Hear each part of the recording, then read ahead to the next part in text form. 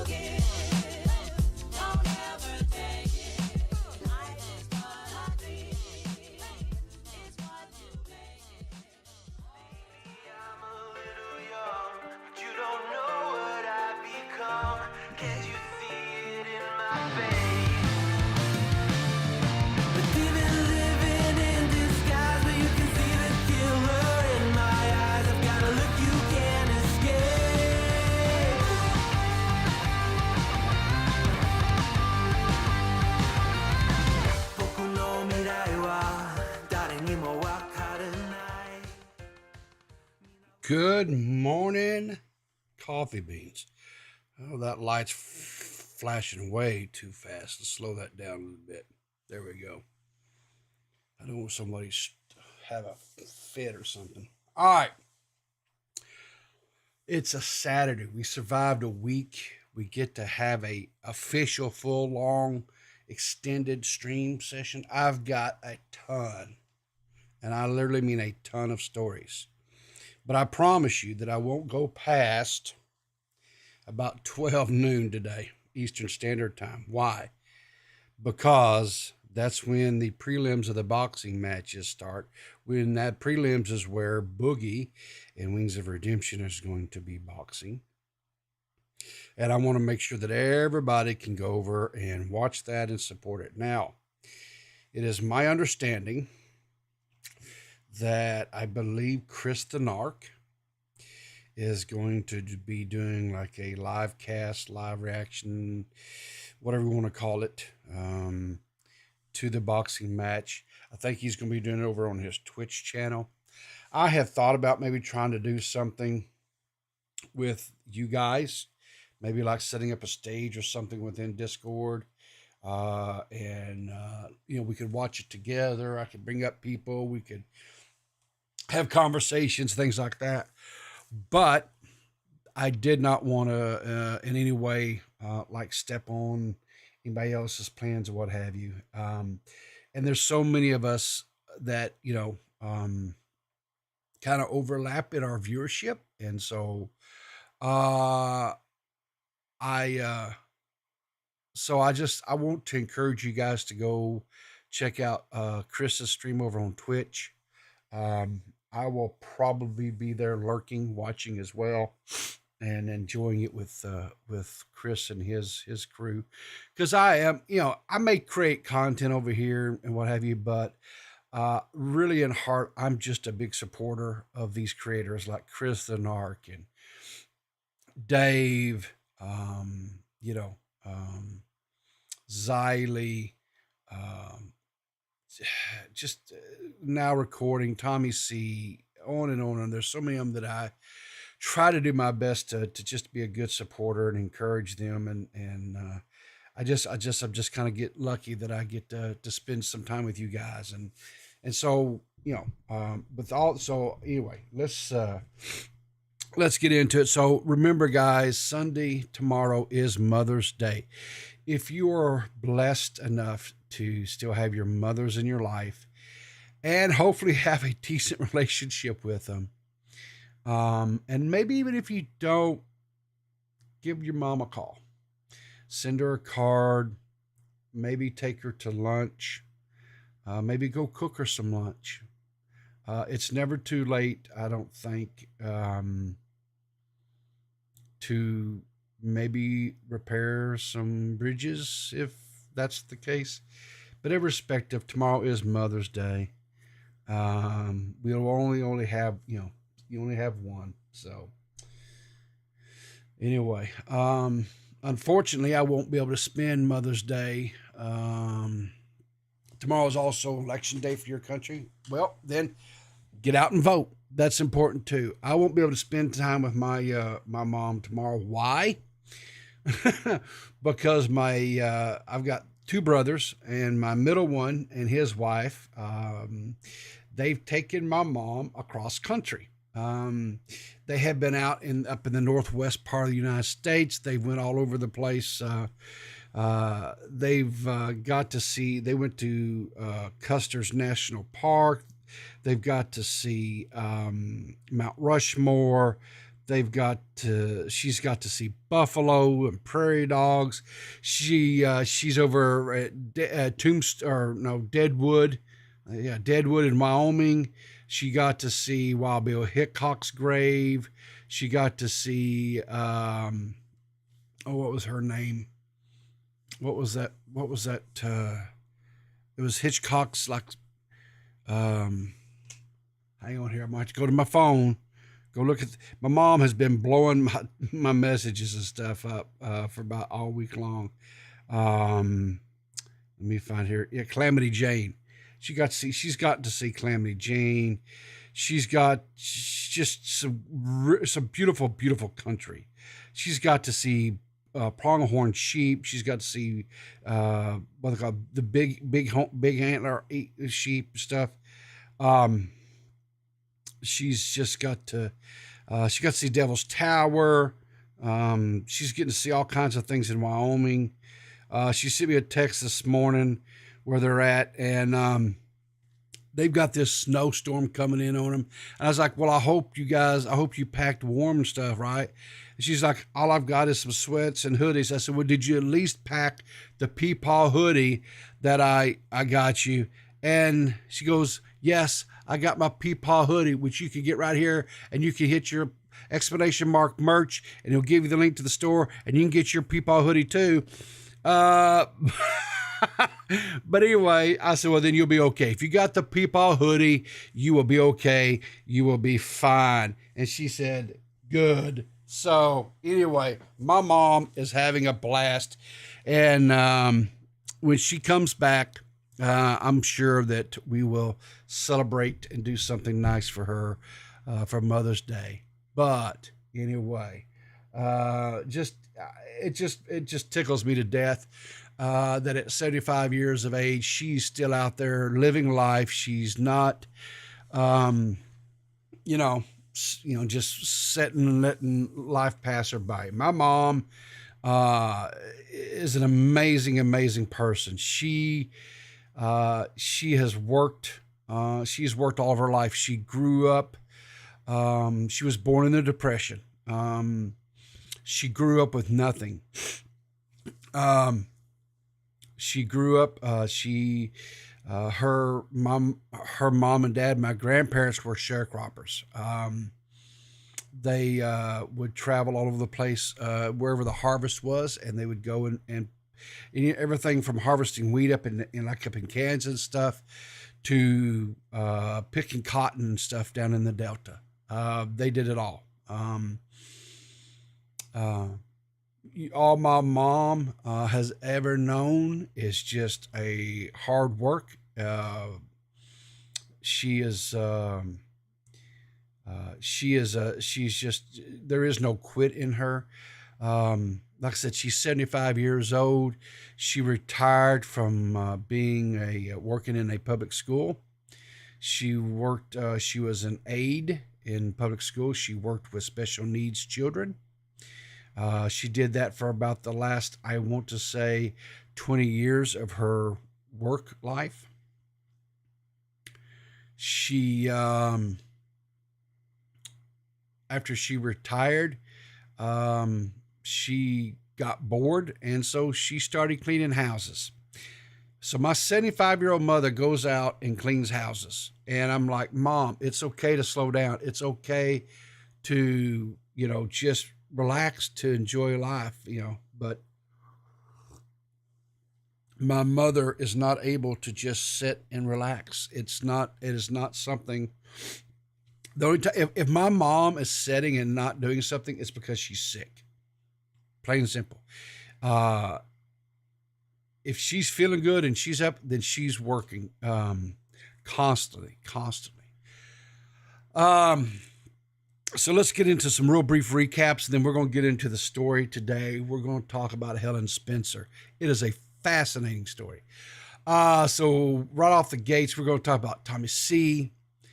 He's put out a tweet, said, I made it when my arteries was all but blocked up. I did get the stent, but it was not in the Widowmaker artery, which is very good. His blood pressure went right back to normal, which is awesome, which means that hopefully they found the cause of all his problems. A blocked artery would 100% cause a lot of the problems that he was having. Next step is he is going to Fat Boy Boot Camp. So he says, I'm told go home tomorrow morning, and he's feeling good. So that's awesome. This was put out yesterday. So that means hopefully by this time he is home and resting with the wife and little TommyC. That's good news, because that means, we get at least 20 more years of TommyC. And he's going to feel like doing it. He's going to feel better. And I'm excited about that, because I do enjoy TommyC's content. I love his antics. When he goes into the Angry New Yorker bit and he's ranting and raving and there's spittle coming out of his mouth and what have you, it just cracks me up. I think it's hilarious. So Dave, my buddy Dave, he has a thing right now where he's trying to get some new audio equipment for his stream. He has found the audio system that he likes, his Boo, his Sweet Thing, his Lady Love, who is also a content creator, has an audio system, microphone setup that he really, really, really likes. And anyway, he has decided he wants the same thing. And so he, what's this? What is Purple Paw Print sending me? Not at home resting, but out living life. Oh, we got some more TommyC stuff. Late breaking stuff. Look here. Purple Paw Print's just bringing me stuff late breaking. Let's see what Tommy's doing here before I get into the whole Dave story here. What is this? He's at a ball game. Life's crazy. Marched in yesterday. The game today. Amazing. Nice tech. That is phenomenal. That is awesome. That, I tell you, modern medicine, man, is just, it's just something else. It really, truly is just something else. That's awesome.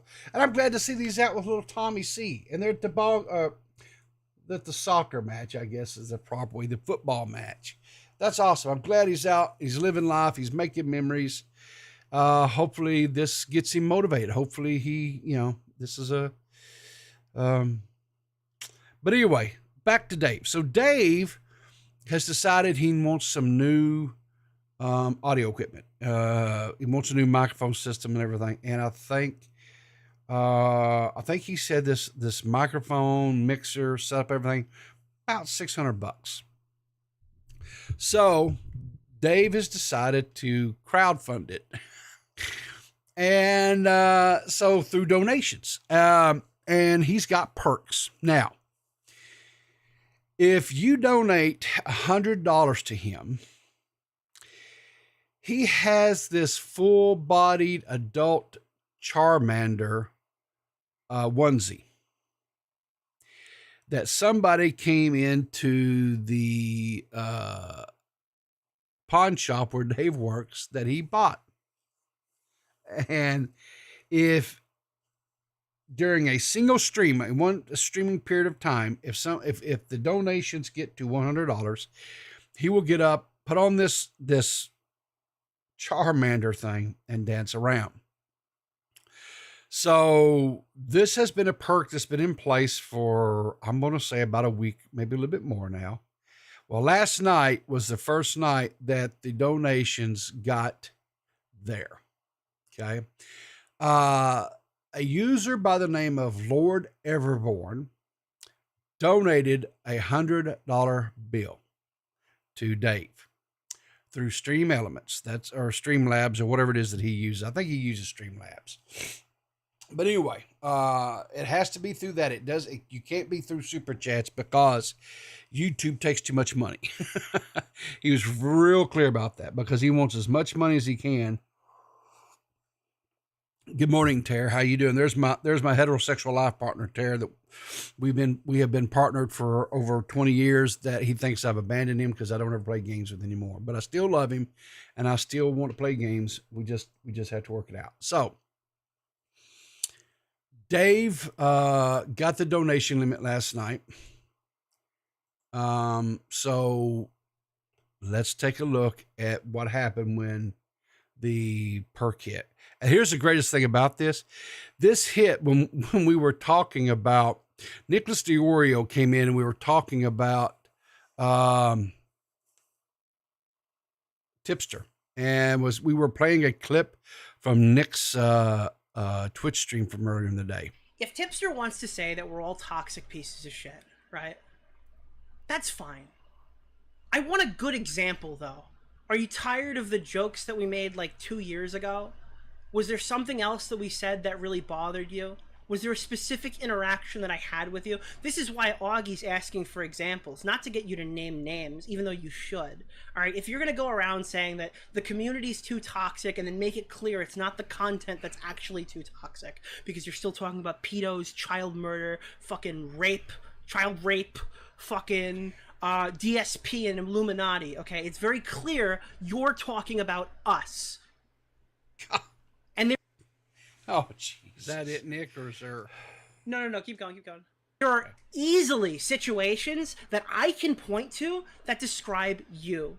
Your situation with AP, your situation with Rum, the fact that you let Salvo fucking... Is it just me, or is it weird that Dave is doing his own little thing while we're playing this clip from Nick's stream earlier in the day? I think it kind of is, right? Trample you for 6 months and couldn't show an ounce of self-preservation to just disengage and just let him and Keemstar just fucking maul.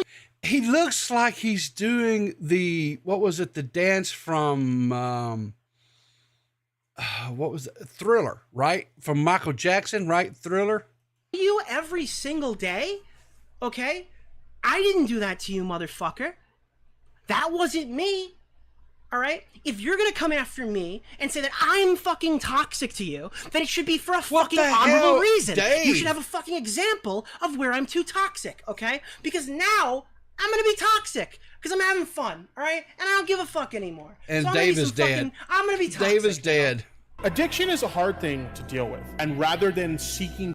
Anyway, I'm not going to play all of it. I'm going to have to take that clip. I'm going to have to edit it. I'm going to put some music behind it. I'm going to have to do something with it. I'm going to have to do something with that clip, and I will. I will 100%. A couple of little things here, and then I'm going to get into Helen Spence's story. I don't want to drag this out too much longer because I really want to get to that story. But so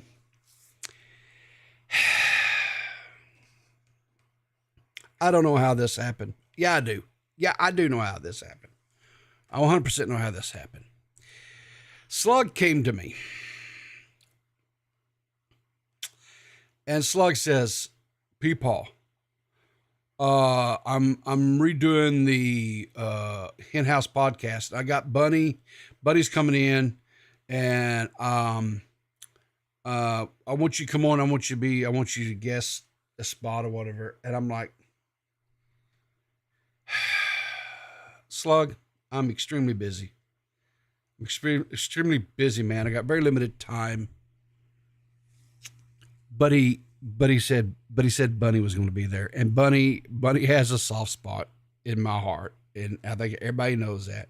And I think 100% Slug used that to exploit the situation, and I don't really blame him, right? I don't. Whatever. So this evening I'm going to be doing, I don't know when the episode's going to air, because from my understanding, I believe it's going to be recorded. He's going to edit it or whatever, and then he's going to upload it later or what have you. But evidently I'm going to be on an episode of this new Hen House podcast or whatever. Looks like Abby Blackbird is in it. Some Bunny Loves You. Slug, and then I guess myself.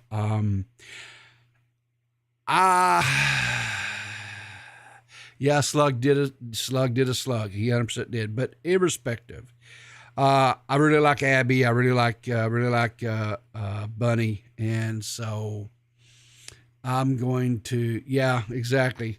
And as Bunny says, bok mother clucker. So Slug has promised to have plenty of milk and fried bologna, so we'll see. Whatever.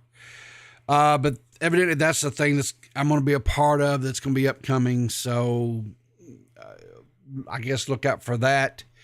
I also recently did a thing with for Toxic. I'm not for sure when that's coming out, but that was a lot of fun too. So be on the lookout for that as well. And so also, guys, don't forget today, 12 p.m. Eastern, the preliminary fights will be happening, where you've got Zuckles versus a mystery partner, Lost Nestmasters versus Gollum King, Korn versus Unbayer. During the final weigh-in and squaring off between these two here, between Korn and Unbayer, Unbayer got a little wild and crazy and threw some hands. Keemstar actually wound up getting punched in the mouth and got a busted lip over the situation. This Unbayer dude, or however you say his name, is kind of a wild man. And then, of course, the main event will be Wings versus Boogie. Again, I want to encourage you, because like I said, I talked with Chris the Narc. He is planning on doing a live reaction, what have you.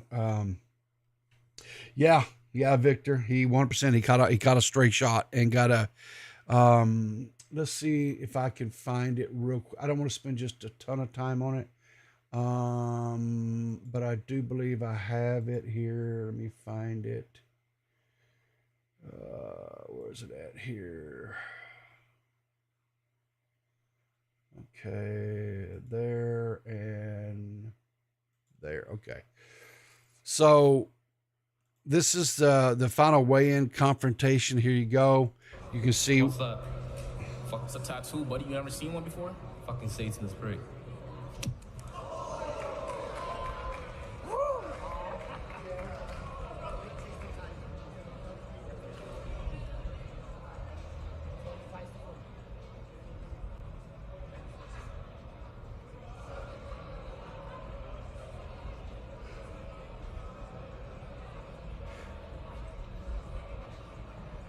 All right, so that is our third whoa, guys, all right.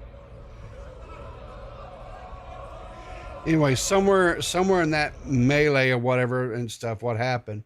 Keemstar got punched. Here you can see, he can say here he goes, Umbar punched me in the lip. You see, setting up fights is dangerous. You can see here, Keemstar shows where he got, a little bit of a bloodied lip there from the whole thing. So, yeah, Keemstar putting his body on the line for entertainment. Yay. But anyway, like I said, make sure you check it out, 12 noon Eastern Standard Time. If you don't go watch it with, like with Chris the Narc or something like that, you can check it out live. Here's the link, and I'm going to copy that and I'm going to share it here in chat for you guys, because love King, hate King, thank King is whatever King is. He putting this on and doing this is a good thing. It's free, guys. We're not having to pay for this.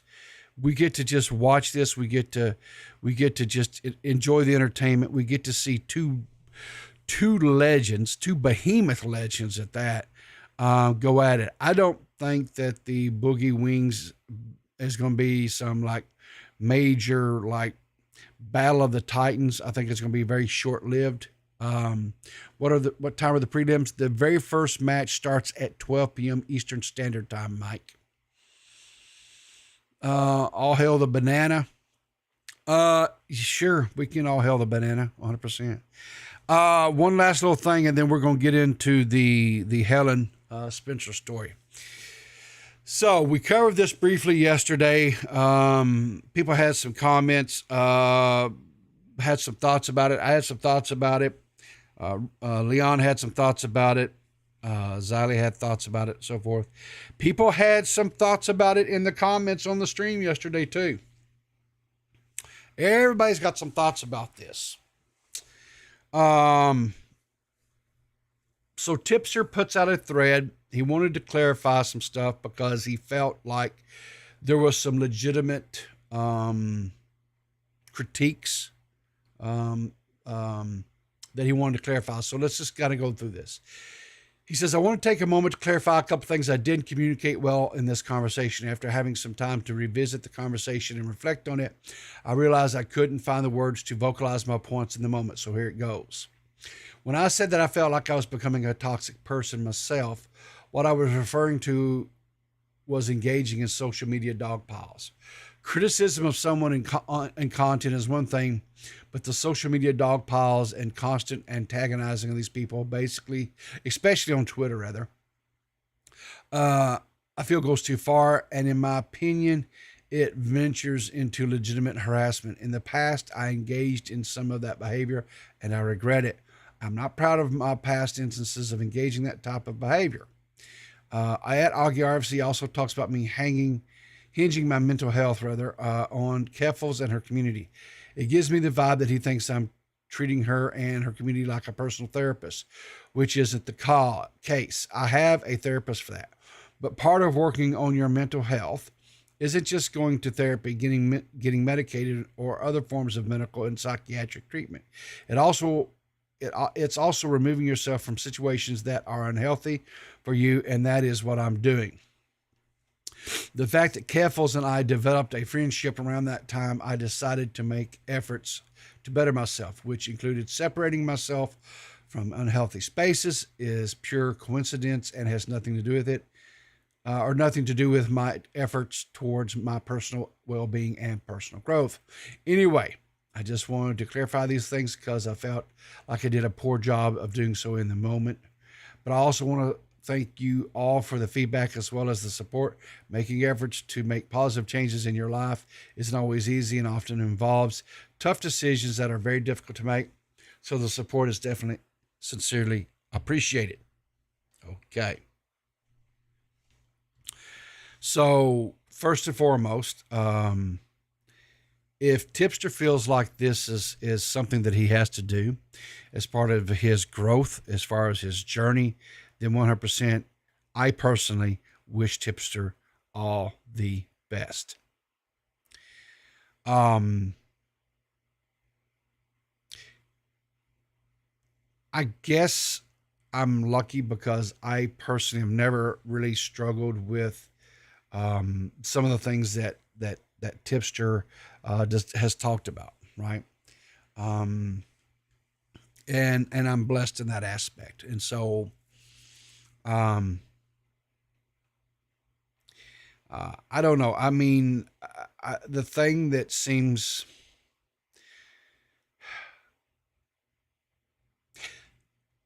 I am not, or I try to be someone who doesn't gatekeep and say, well, you can't be friends or you shouldn't be friends or anything like that.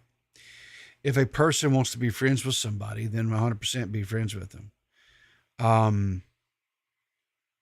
I honestly, truthfully, I hope that Tipster, because my uneducated, just layman's understanding and looking at past situations, Tipster does seem to lean heavily on people who he develops some sort of mutual friendships with. He does tend to confide with people that he has these interactions with online frequently, repeatedly. And if he's truly wanting to make a break from that cycle, then I wish him the best of luck. I hope that he can step away from that. One of the things, like Leon was talking about yesterday, was this parasocial things, right? I have people that I am friendly with online. I am friendly with Kristen Ark. I am friendly with Xylee. I'm trying to be friendly with Leon, but he's not, you know. And I think we are friendly. I mean, he likes to bust balls, and I'm 100% okay with busting balls. I am friendly with D-Max. Now, I am friends with Dave. Dave and I have a very long history. And we spend a lot of time talking to each other. We don't spend as much time as we used to because he's got someone that's very important in his life right now, and that's the way it should be. And he spends more time with her, and good for him. That's the way it should be, 100%. Banana and I are friends. We are friends outside of the internet, and so. And like, for example, I mentioned earlier, Tara and I have known each other for 20 some odd years. Our friendship surpasses the internet. So there's nothing wrong with having friends online, but you just have to kind of be cautious and not just jump from meeting someone to say, oh, you're my BFF. That's not healthy. And then you start telling them all your secrets, right? You start letting all the quote skeletons out. Women don't remind you. You love me. You know it. You don't start letting all the skeletons out of your closet right off the bat. You know what I'm saying? Because some of y'all guys, let's just be serious. Okay. Some of y'all people scare some mothers off, just crazy people, right? So anyway, but the bottom line is I wish Tipster all the best. I hope that he does great things, and I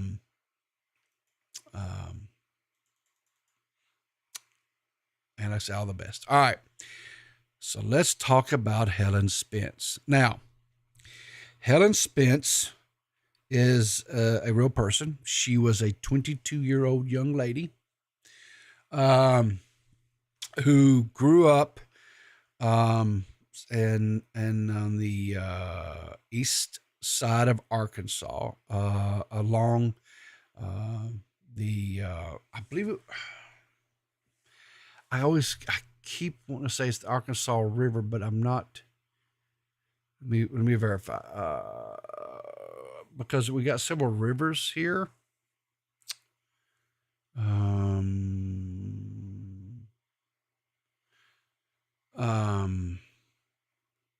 I believe so. I believe. Well, White River is on the White River. I'm sorry, the White River here in Arkansas. But anyway, she was a young lady, 22 years old, who kind of became a folklore hero. This was back in, let's see, she passed away.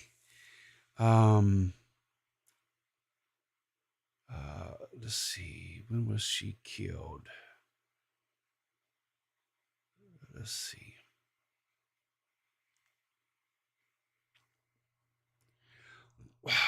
I've got several different articles here. I probably should have actually taken notes, is what I should have done.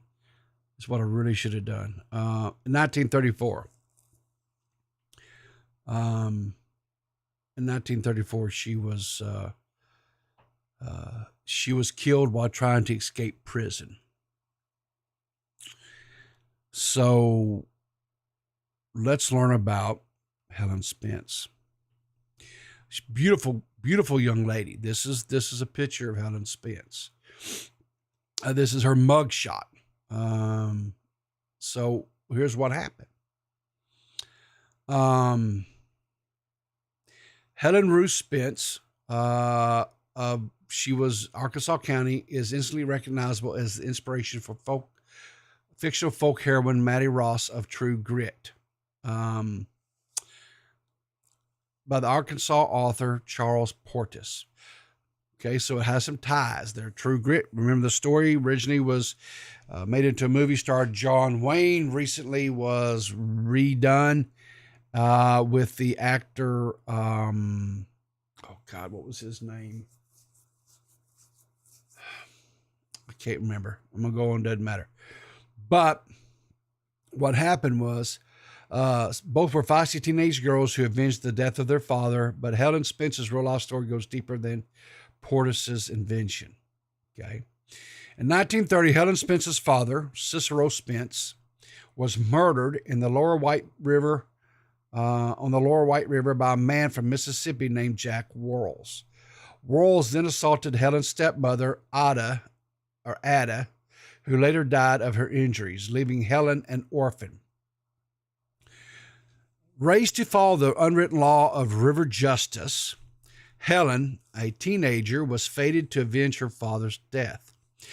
During the January 1931 trial of Jack Worrells in Arkansas County's DeWitt Courthouse, Helen sat still as a statue. She wore a stylish red velvet suit she had sewn herself, complete with white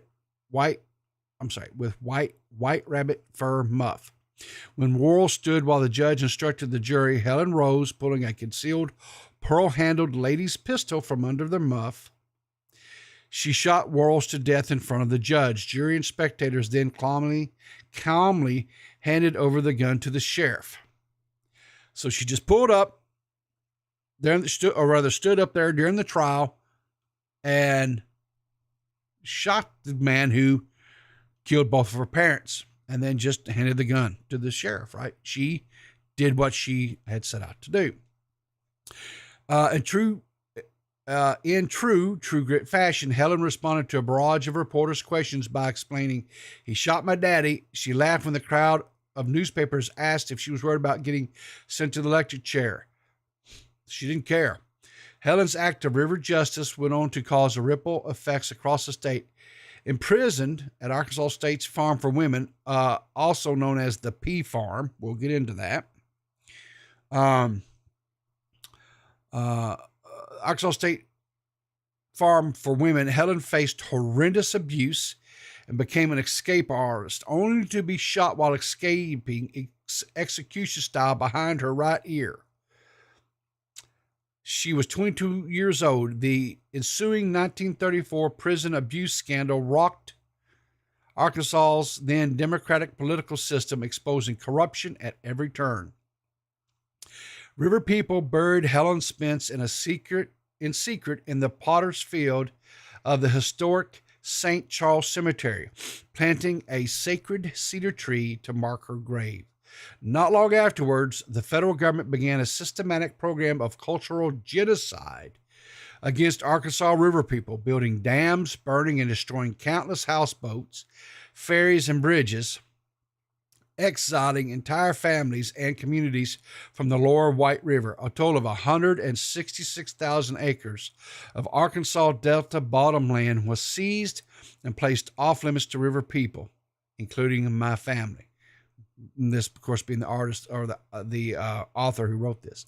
Meanwhile, the location of Helen Spencer's final resting place remained a secret until shared with river folks living in the Ouachita Mountains. Hot Springs-based philanthropist and Arkansas Women's Hall of Fame Award recipient Dorothy Morris led the charge to restore Helen Spencer to history. Morris recalls, growing up in Malvern, I attended a concert at the Ouachita Baptist University when I was very young and fell in love with music and the arts. My father, who was a talented musician, what is that? Exit sting, get that off there. My father was a talented musician, a treasure of the Martin. I treasure the Martin guitar he used to play. Of Helen Spence's, she adds, it is such an important story. A longtime benefactor of Arkansas, from Point Cedar's food pantry to Bismarck School District's award-winning band program and numerous nonprofits serving education in the fine arts, the Morris Foundation provided seed funding for the Helen Spence's project. The first step was fulfilling the river people's wishes for a marker to go with Helen's tree. On Mother's Day in 2018, Team Helen set up an engraved granite footstone provided by Mrs. Morris opposite the cedar tree. A tiny silver engraved memorial tree necklace provided by Hot Springs entrepreneur Ann Maley adorns the tree itself. Ann Maley's patented design features a coiled spring that extends with the tree as it grows, never cutting into the bark. There was an indie film about Helen Spencer and the river people called Daughter of the White River that was 4 years in the making and premiered in 2022. Okay, so this was Helen Spencer, right? This is the grave marker that was erected in 2018, things the article said. As you can see here, she was only 22 years old when this happened. She spent 4 years in prison, which means she was 18 years old when they sent her to prison. The P farm, what they called the P farm, there in prison, or there here in Arkansas, was brutal. The women were physically, they were psychologically, emotionally abused. And there's no doubt in my mind there was probably even sexual abuse that occurred at this prison. I remember hearing stories from my grandfather. There was a men's prison and a women's prison back in this time period.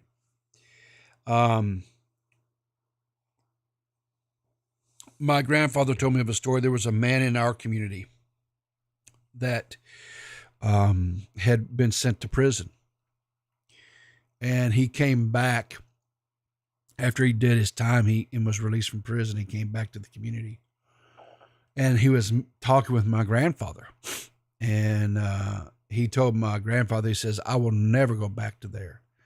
And he pulled his shirt up and he showed his back, and his back was scarred, and you could see where it had just been cut to shreds from the whippings that he got, and the being just whipped mercilessly. On the farm, they had a farm, and if you can picture in your mind, this was in the 30s. Okay, so this was not too far out past. We're talking not even 100. We weren't even 100 years separated from the Civil War. People were treated just atrociously. It didn't matter if you were black. It didn't matter if you were white. If you were in prison, you were abused. If you were not, for example, the women's prison where it was a agricultural prison, and they grew crops. So if they were not what they call hoeing, if they weren't hoeing the peas, cutting getting the weed stuff out of there fast enough, they would get a beating. And when my grandfather was telling me about this, he said that the man that showed his back and stuff, he said they made a believer out of him. He said, I will never go back to that. He goes, I would rather be killed than be sent back into that place again, because it was such a hellhole. It was horrible. And here's a news article about Girls Slave Freed plans new start. There is a movement for Helen Spencer that has been started where they are trying to get a posthumous pardon for her. It's totally symbolic in nature. Here is an early picture of a. This is the pretend. This is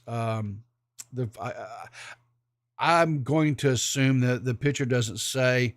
It just says a preteen Helen Spencer kneeling at the grave of decorated with mussel shells. This was more than likely as one of her parents. The reason why it was decorated with mussel shells is her father was a fisherman that lived on the White River. One of the things that they did was they would farm or fish mussels. Mussels is a mollusk that it's a freshwater mollusk that grows in the rivers and stuff here in Arkansas, and I'm sure other states as well. They have mussels as well. The meat is consumed kind of like an oyster, right?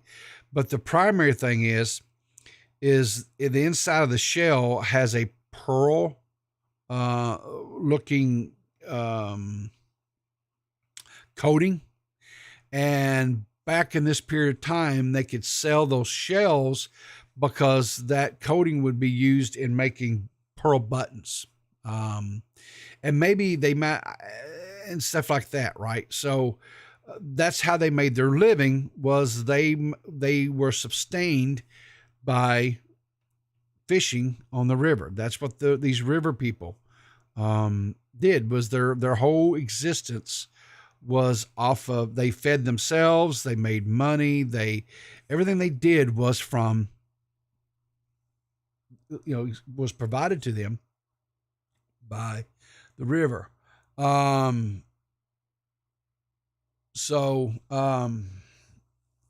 This next picture I'm going to show you guys, it is a little bit,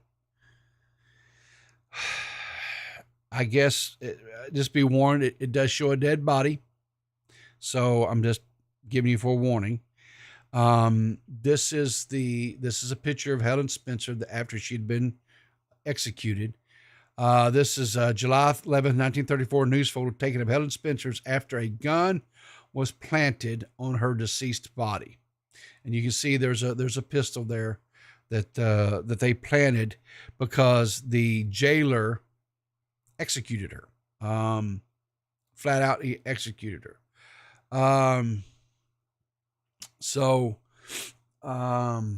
Let's see here.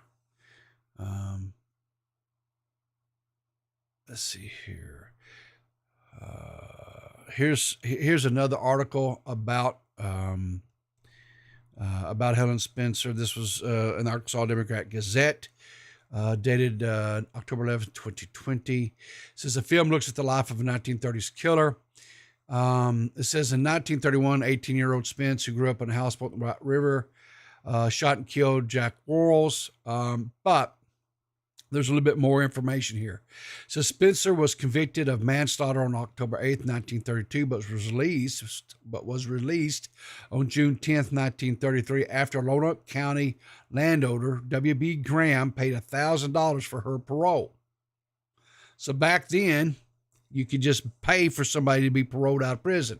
Less than a month later, Spence turned herself into the Little Rock police and confessed to the February 1932 slaying of Jim Bohatz in DeWitt. Since Spence had been questioned during the investigation of Bohatz's death but was ruled out as a suspect, some believe she confessed to get shed of Graham, who may have required her to repay him through debt peonage, according to the Encyclopedia of Arkansas. What is this here? Let's look this up. I'm not sure what that means. Debt peonage. There's also debt slavery or debt servitude, is a system where an employer compels a worker to pay off a debt with work. Legally, peonage was outlawed in Congress in 1867. Okay. So basically it was, basically he was treating her like a bought slave.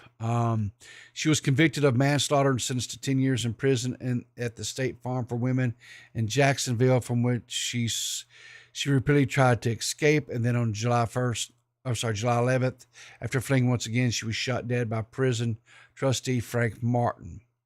So this goes on to, there's a 51-minute documentary, Daughter of the White River. The author's cut is based on the book and was directed by Julie Williams and Parkinson. It debuted online October 4th via the Hot Springs Area Culture Alliance. All the Arkansas production features old footage of life along the White River, interviews, and recreated scenes, starring Lily Lim as the feisty Spence. There is a little bit of the film here. I guess you'd kind of call it as a trailer, called Daughter of the White River is what the name of this is. This is a little 1-minute clip, but I thought we could watch it, because again, I love talking about my home state, and this shows some beautiful scenery from my home state.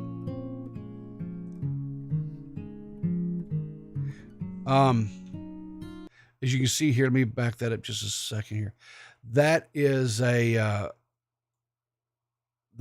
she's holding in her hand there and looking at, let me see here. Okay. That's a mullock cell. Okay. That's what they can grow quite large. As a kid, I would go swimming in the rivers here by the house when I was in this area when I was a kid, and would get the big mollusks and stuff. They can get, I would get sometimes would be, so big around. They can be quite big.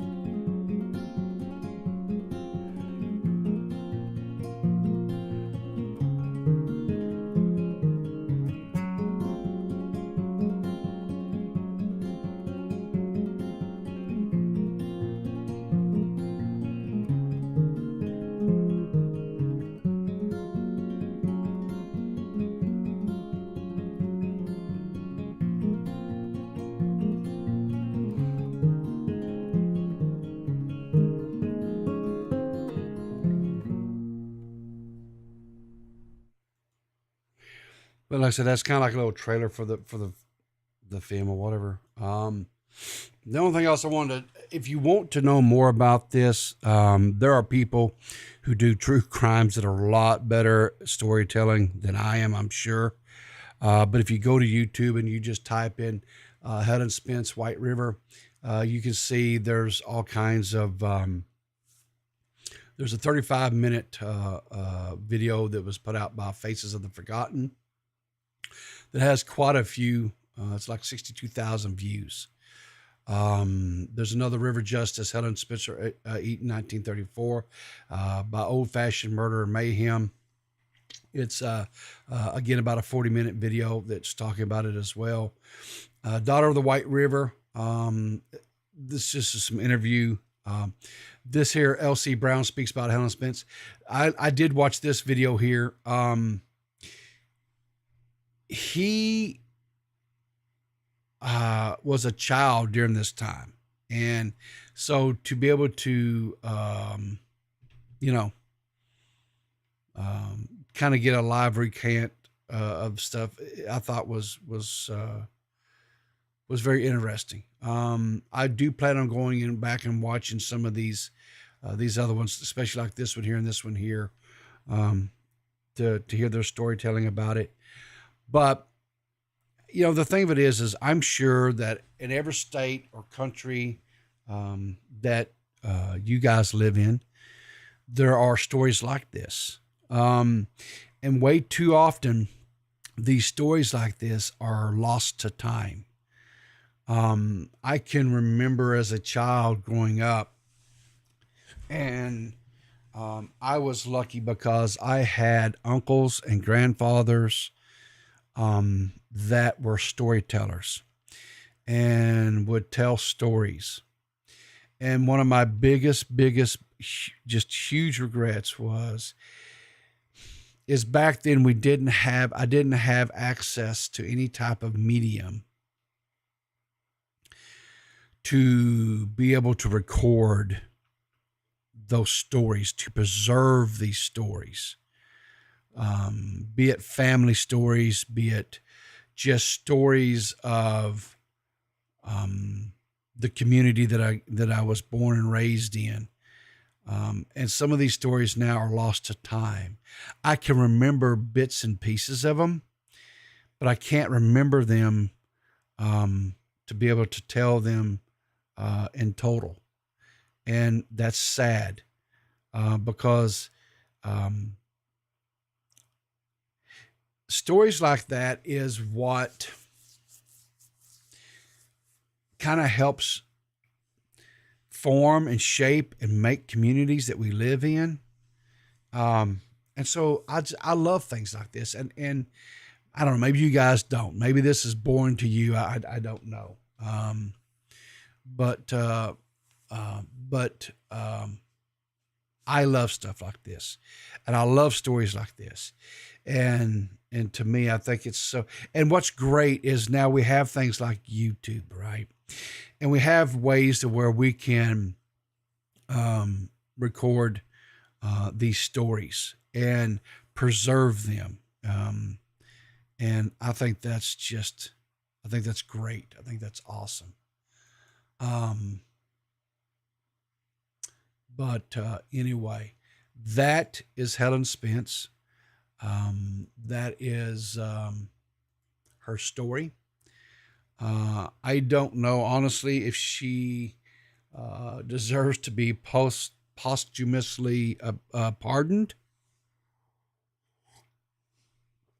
I do understand the mindset back then, which was an eye for an eye, right? You killed my kin, I'll kill you. I mean, that's just kind of how it was.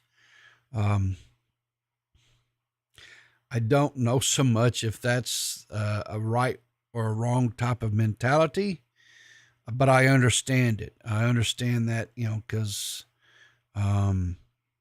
that's our history. That's our culture. So anyway,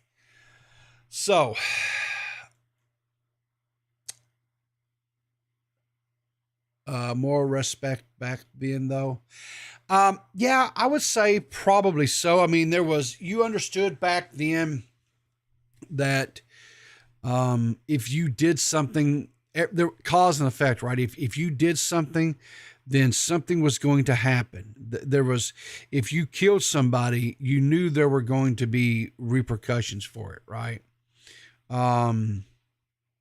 That's, and nowadays we see people do really stupid things and then they're shocked that there's repercussions for it. They don't understand, well, why did this happen to me? Right.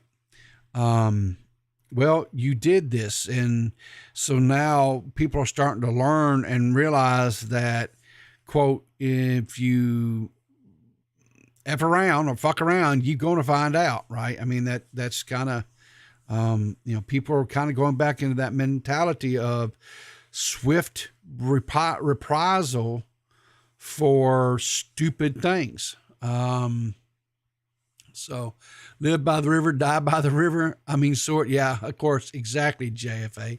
Exactly. Right. Yeah. Gen Z. Why am I getting in trouble for recording myself for crimes? Exactly. Which kind of brings me to this next story. That's a great little segue there. So a couple is going viral for licking ice cream in a store and then putting it back. Multiple people have already reported them to police. However, today they are basically bragging about it on social media. So this first clip here, you can see here. Get ice cream. So they're pulling out the ice cream. All right, hurry up, put it back.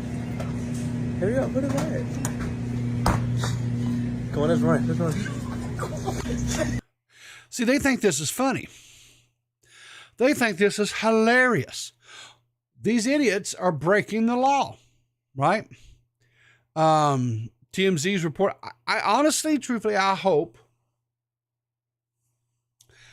that these two idiots are identified. I hope that they get all the fame and fortune that they want. I hope they wind up in jail. I hope they are convicted. It wouldn't hurt my feelings one bit at all if they're put in prison.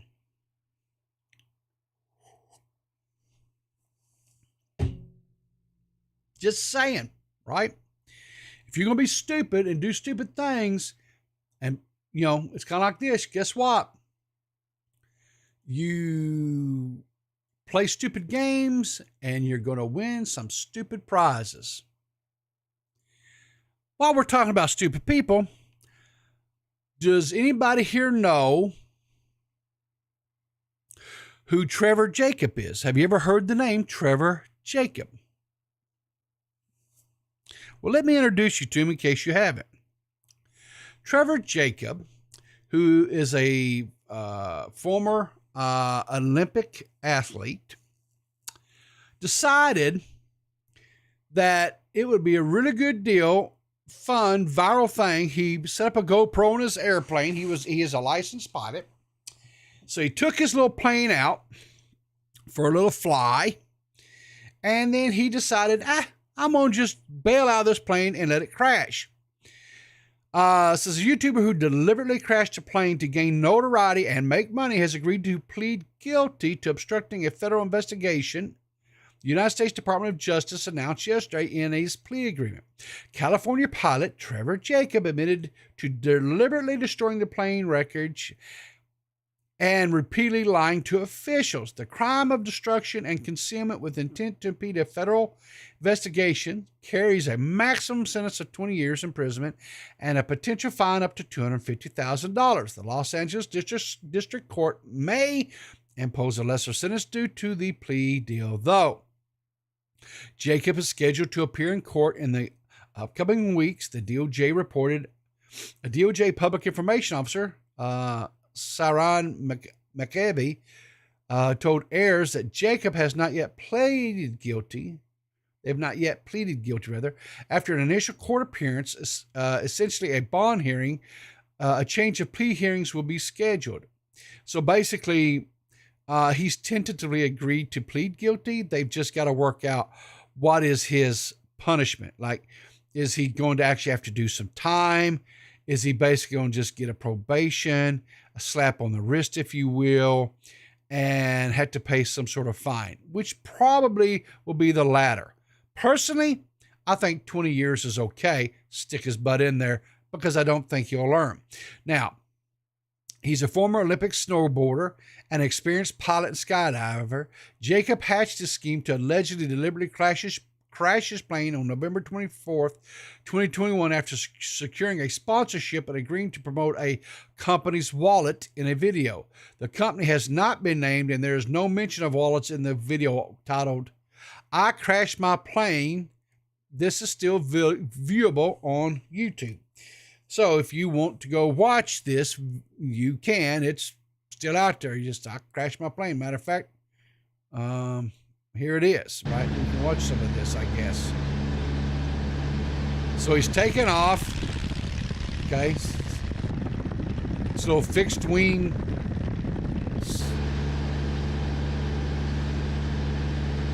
Okay. You see he's got GoPros all over his plane.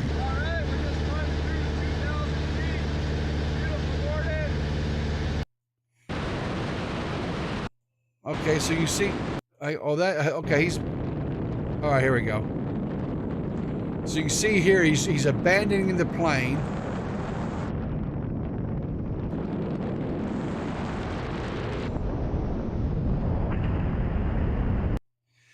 So he's got all these little fancy angles to catch him bailing out of the plane. He's got, and of course, then he's got a selfie stick here, which is catching him skydiving. He's watching the plane.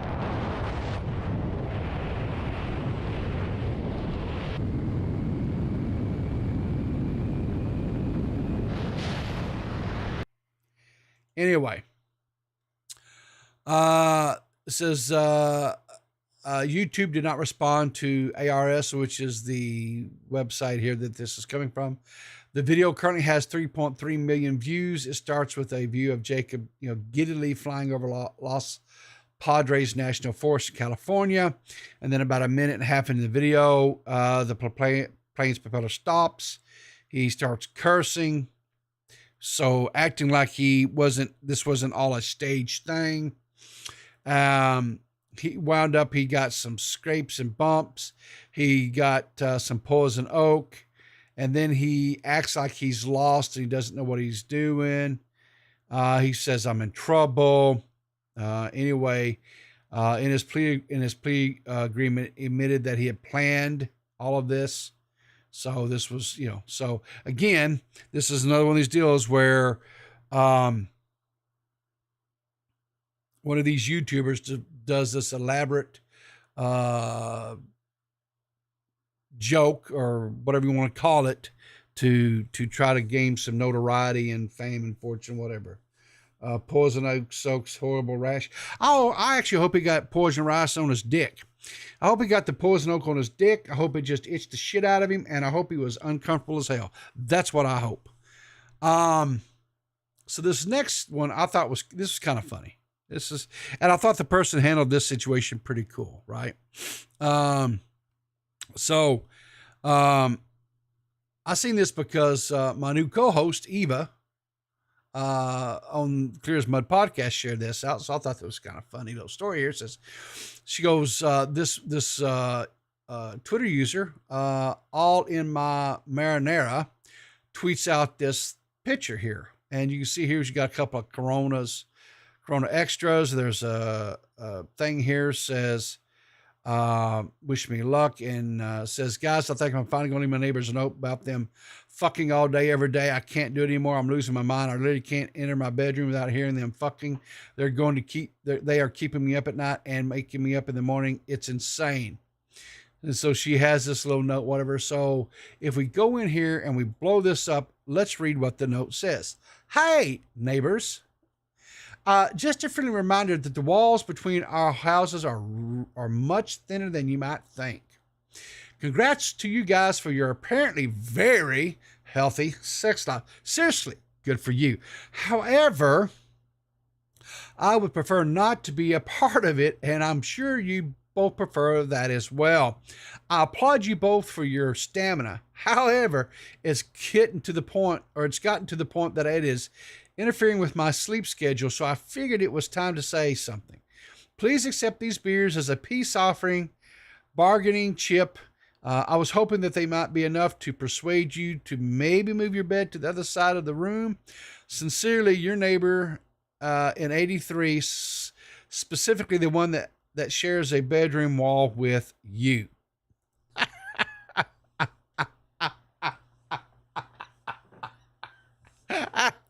Oh, I love this story.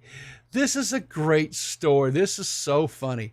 Because it is so relatable, right? I mean, I think probably everybody in chat at some point in their life, if they haven't, they probably will, have, well, you live in an apartment complex or whatever, right? And you share a adjoining wall or something with your neighbor, and you hear stuff. It doesn't necessarily have to be sex, right? But you just, because the walls are paper thin and those things. I know several different occasions when I was living in apartments, I had neighbors, and you'd hear them, if they were fussing and fighting. I remember the most miserable experience I had was when I was living down in South Arkansas, and prior to being married and everything, it's actually where I met my wife, and was living in this apartment complex. And there was a single mom who lived in the apartment next to me, and she had a child or children, and I'm not sure which one it was, but it was almost like clockwork. Every morning about 2:00 in the morning, one of her kids would wake up and start screaming and yelling. And the mother would never, ever go in and comfort this child. And so every morning I would get awakened from this child screaming. I tried, doing what you do, right? I tried, tapping on the walls and stuff, trying to get, them whatever. I tried having a conversation with the mom, and her attitude was basically like it was my problem, not her problem. She had to have her sleep to be able to work. And I'm like, yeah, I get that 100%. Right here, same issue. I need my sleep. Your child is yelling and screaming. Can you not get up and deal with it? So luckily I didn't have to stay there too much longer, and I was able to get out of there. So I was like, so that's why this was so relatable. Maybe I should have gotten the kids some beer or something. Maybe that, they could have just passed out drunk or whatever. I don't know. And I've got one last story, then I'm going to get out of here. So I believe, I don't know if I covered it on this channel, but I know we covered it on Dave's. Yeah. There was a story that broke not too long ago. Yeah, let me do this here. Okay. So this story here, this was from a YouTube by the name of CC Unit. They are the ones who busted EDP 445, right? He was just there to get a cupcake, remember? Well, these guys busted, this was the actor who played Chucky back in the movie Child's Play, right? The confrontation you're about to watch involves a Hollywood actor. So this guy here played Chucky in the Child's Play. Okay. Now, so this guy here is the head of the CC unit, and they get him, this actor, on tape, admitting to, yes, that he did have sexual conversations with a 14-year-old person, which of course was a CCU unit. He did confess to asking them for nudes. They did go on to follow on, ask him, was this the only one? He said no. There were like maybe 10 other kids kids. I don't know. I mean, it's allegedly, I guess, that he was talking to as well. So I guess by his own word of his own statement, that allegedly there's like 10 other young people that he's been talking to. Well, now I guess because it got such notoriety, this was such a big thing or whatever, I don't know. The CC unit, after they went viral, right, they have been removed from YouTube. YouTube has deleted their channel, removed it. They're gone. They will no longer, they're not allowed to be on YouTube anymore. They have moved over to Rumble. So now they are on Rumble. So I'm kind of at a loss on this one. I understand that content maybe is a little bit, but for crying out loud, they have, if you go and look, you can find old Chris Hansen stuff. I don't know.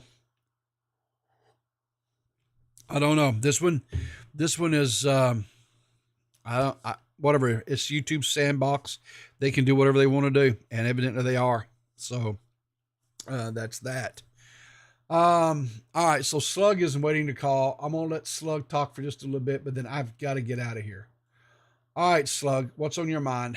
Oh, howdy. I just wanted to let you know ahead of time the format of the henhouse thing is a little different than the original. It's just one-on-one. It's like me and you, then me and Bunny. It's a one-on-one thing. Yeah. All right. So Abby and Bunny and them, they're not like co-hosts or anything like that. It's just you're hosting it and you're just having different guests come on to talk. Yeah. A revolving door of hens from the quote-unquote hen house. Yeah, but I'm not a hen. Yeah, that's why I feel like it would be a lot funnier, because it's like a slug broke into the hen house and now he's bothering everyone. And then you're coming in like the big, for lack of a better term, big cock on campus. The big cock that I am? Is that what you're saying? Is that what you're trying to say? I got a big cock? You trying to say I got a big cock? How do you know how big or small my cock? Are you denying that you do? Are you denying it? I think it's of average size. I don't think it's like anything to write home about. I don't know, man. I found some like very fancy classified documents showing your immortality that we'll go over. Oh, that's fine. We can go over my immortality. I hope you're right. I hope that I am immortality. I hope that I'm able to stay on here forever just to irritate people like you. Yeah, we'll even get some coffee. I drink my coffee black, so. Is that how you like your women? Oh yeah. I love Very a little good. color, a little extra flavor. I There love you go. women of all kinds. All right. Well, now that we're at 6 o'clock Central Standard Times when we're doing our thing tonight, right? Where we're having our. Yep, I have. Yeah. Okay. I have you scheduled in, and I'll bother you then.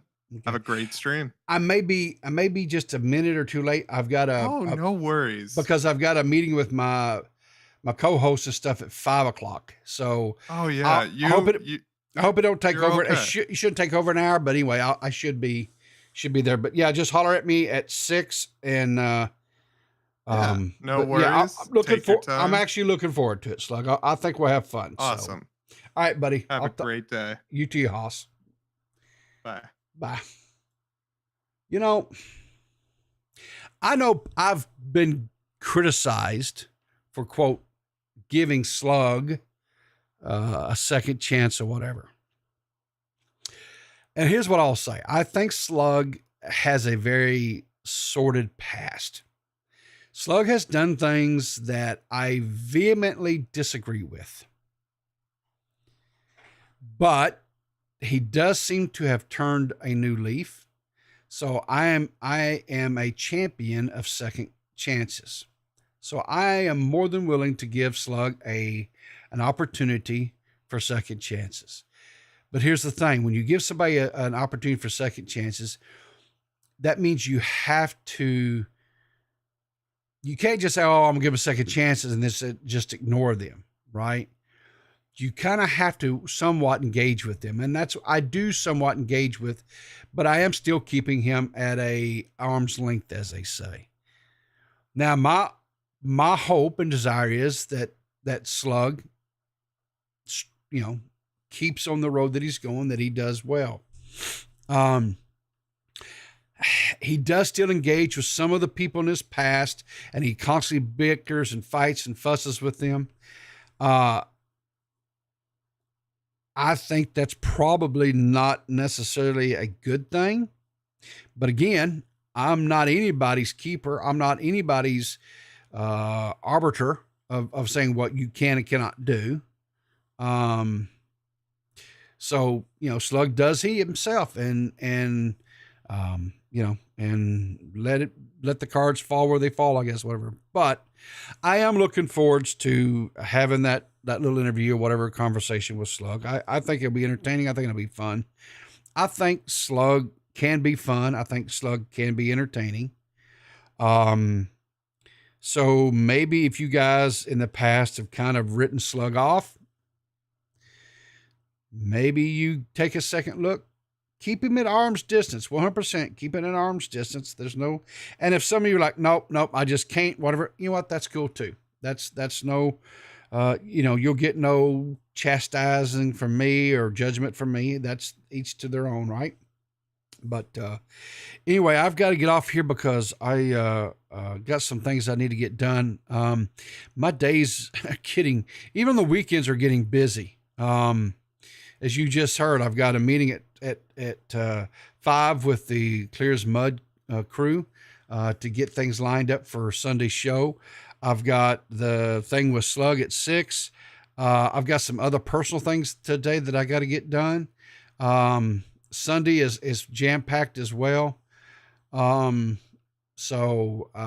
it's good. It's good to be busy because when you're busy, then time flies and you have fun and it doesn't drag out and you get bored. So anyway, on that note, make sure that you're watching, if you can, the prelim matches today over on the link I gave you guys for the boxing matches. Support Keem on this. I think what Keem has done here is a good thing. I really do. I think it's definitely going to be entertaining. So make sure you're supporting that if you're so inclined to do so. Enjoy that. Make sure you go out and support some of these other creators that are doing really good things. Was supposed to have actually had Joey Westside on today. And Joey Westside and I were going to have a conversation and talk about some things, but that fell through. Joey has got some stuff that's kind of popped up, and but I will 100%. We will get that rescheduled, and I will have Joey on. I like Joey. I think Joey is a very entertaining chap. I'm really, really, really, really excited about him making content. What is this? Hang on here, Jeff. What? Did you see the clip where Slug German suplexed his dog? No.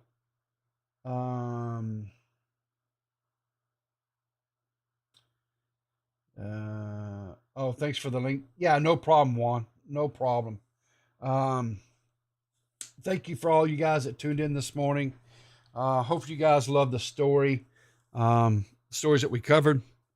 Like I say, the Helen Spence story I thought was really fascinating. If that's something you guys liked and enjoyed, and you would like maybe some more delving into some just Arkansas history, maybe would not always necessarily be true crime, but just some more stories and stuff about my home state that I am very proud to be a part of. And contrary to what Zolly says, it is not the fake South. Thank you very much. Let me know in the comments down below, and I will be glad to look up and research and do some stuff. Also, guys, don't forget to subscribe, notification bells on, and like, right? If you've enjoyed the content here lately, the channel has had just huge explosion of growth, and I'm just tickled to death. It's still amazing to me that there's like almost 800 of you guys that find this interesting, that you love to hear me talk. which is kind of amazing because most people don't like to hear me talk. I get annoying, I guess, basically. But I love our time every morning together, where we can have some coffee and some laughs and maybe little pearls of wisdom here and there. There's been some really interesting conversations that have occurred in some of the comments and some of my past streams and stuff. And one day we may have to kind of go and look at some of these, because I think some of them are really interesting. I really do. Maybe we could talk about them. So anyway, but until then, guys, remember, you can find me tomorrow at 5 p.m. Eastern Standard Time. Clear as mud. Where will be Banana, myself, Eva, Gigi Hearts, and Seth, and the whole new crew. And I'm really looking forward with that. I am. I'm really, truly excited about that new dynamic. But anyway, until then, until next time, keep your powder dry and look for me in the funny papers.